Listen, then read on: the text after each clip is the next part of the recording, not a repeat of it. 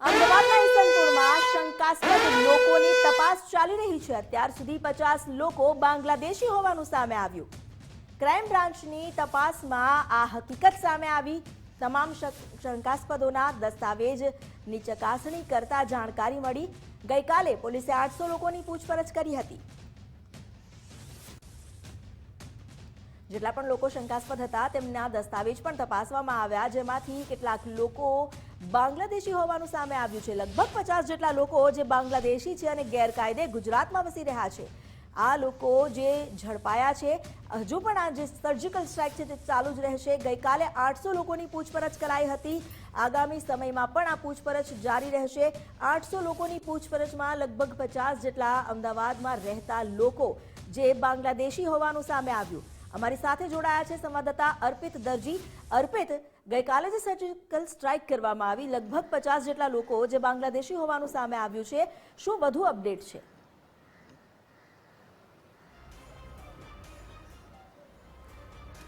ગઈકાલે crime branch દ્વારા ચંડોળા તળાવ ઈસનપુર વિસ્તારમાં મોટી કામગીરી કરવામાં આવી હતી, સર્ચ કરવામાં આવ્યું। એમાં 800 લોકો હતા જેમનો શંકાસ્પદ હતા।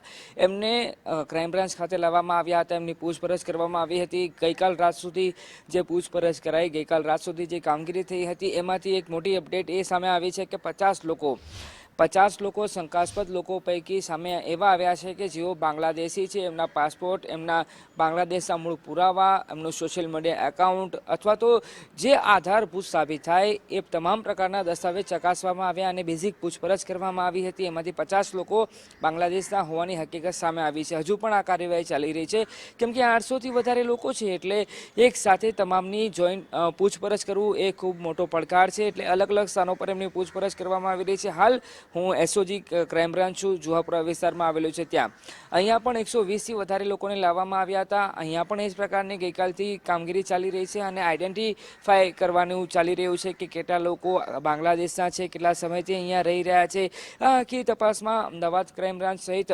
સ્થાનિક પોલીસ સ્ટેશનની સાથે સાથે સેન્ટ્રલ આઈબીની ટીમ પણ જોડાઈ હતી અને એમના દ્વારા પણ પૂછપરછ કરવામાં આવી હતી। માત્ર ઈસનપુર અને ચંડોળા તળાવ નહીં, ગઈકાલે શાહપુર વિસ્તાર હોય, જુહાપુરા વિસ્તાર હોય, દાણીલીમડા વિસ્તાર હોય, એ તમામ પ્રકારના વિસ્તારોમાં ગઈકાલે સ્થાનિક પોલીસ દ્વારા સર્ચ ઓપરેશન કરવામાં આવ્યું હતું અને જેટલા લોકો શંકાસ્પદ જણાય, બાંગ્લાદેશના હોય એ પ્રકારની શંકા હોય અથવા તો પશ્ચિમ બંગાળના હોય એ પ્રકારની શંકા હોય, એવા વિસ્તાર હોય કે જ્યાં આ લોકો રહી શકે એવી સંભાવના, શક્યતાઓ હતી, તમામ સ્થાનો પર ગઈકાલે સર્ચ ઓપરેશન કરવામાં આવ્યું હતું। જોકે એ પૈકી એક પણ બાંગ્લાદેશી હોવાની હકીકત સામે નથી આવી, પણ ગઈકાલે એક મોટું સર્ચ ઓપરેશન ક્રાઇમ બ્રાન્ચ દ્વારા કરવામાં આવ્યું હતું, જેમાં હકીકત સામે આવી છે કે 50 લોકો બાંગ્લાદેશી હોવાની પૂરેપૂરી માહિતી મળી છે। એ લોકોને હવે જે સરદારનગર સ્થિત ઇન્ટ્રોગેશન સેન્ટર છે, ડિટેન્શન સેન્ટર તરીકે ઓળખવામાં આવે છે, ત્યાં મોકલવામાં આવશે, જ્યાં તેમની અધિકૃત ફરિયાદ નોંધાયા પછી ધરપકડ કરવામાં આવશે। ધરપકડ થયા પછી આખી પ્રોસેસ પણ સમજવી ખૂબ જરૂરી છે,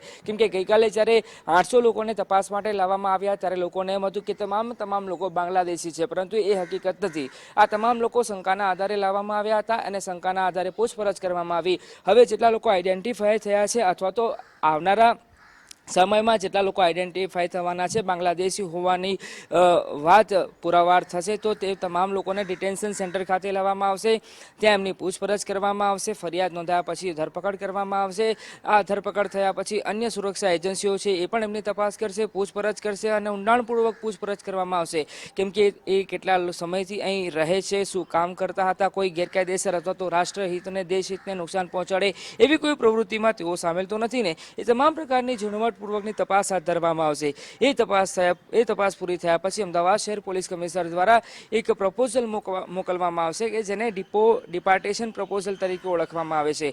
આ જે પ્રપોઝલ છે એ પ્રપોઝલ રાજ્ય સરકારના ગૃહ વિભાગને મોકલવામાં આવશે। રાજ્ય સરકારનું ગૃહ વિભાગ કેન્દ્ર સરકારને મોકલશે। કેન્દ્ર સરકારનું ગૃહ મંત્રાલય વિદેશ મંત્રાલય સાથે મળીને સંયુક્ત રીતે કામગીરી કરવામાં આવશે અને બાંગ્લાદેશની સરકાર સાથે એ પૂછપરછ કરવામાં આવશે અને અહીં જે આધાર પુરાવા મળ્યા છે, જે બાંગ્લાદેશી હોવાની હકીકત સામે આવી છે, એમના ડેટા ત્યાં વેરીફાઈ કરવામાં આવશે અને અંતે એમના ડિપાર્ટેશનની પ્રક્રિયા શરૂ કરવામાં આવશે। સામાન્ય દિવસોમાં જ્યારે ડિપાર્ટેશન કરવાનું હોય અથવા તો એમને પોતાના વતન પરત મોકલવાના હોય ત્યારે બની શકે છે કે મહિનાથી વધારેનો સમય લાગે, પણ હાલ જે જમ્મુ કાશ્મીરમાં પરિસ્થિતિનું નિર્માણ થયું છે એ પરિસ્થિતિના નિર્માણ ડિમાન્ડને જોતા આ આખી પ્રોસેસ છે બની શકે છે કે 1 અઠવાડિયાથી 10 દિવસની અંદર આખી પ્રોસેસ નિપટાવી લેવામાં આવે, કેમ કે ખૂબ ગંભીર વિષય છે, સેન્સિટિવ વિષય છે, એટલે 1 અઠવાડિયાથી 10 દિવસની અંદર આખી પ્રોસેસ પૂરી કરવામાં આવશે અને આ જેટલા બાંગ્લાદેશીઓ છે એમને પોતાના વતન પરત મોકલવાની આખી પ્રોસેસ ચાલવાની છે. પણ હાલ 50 લોકો સામે આવ્યા છે અને આજના દિવસથી પૂછપરછ થવાની છે. આજના દિવસની કામગીરી છે એમાં પણ કેટલાક વધુ લોકો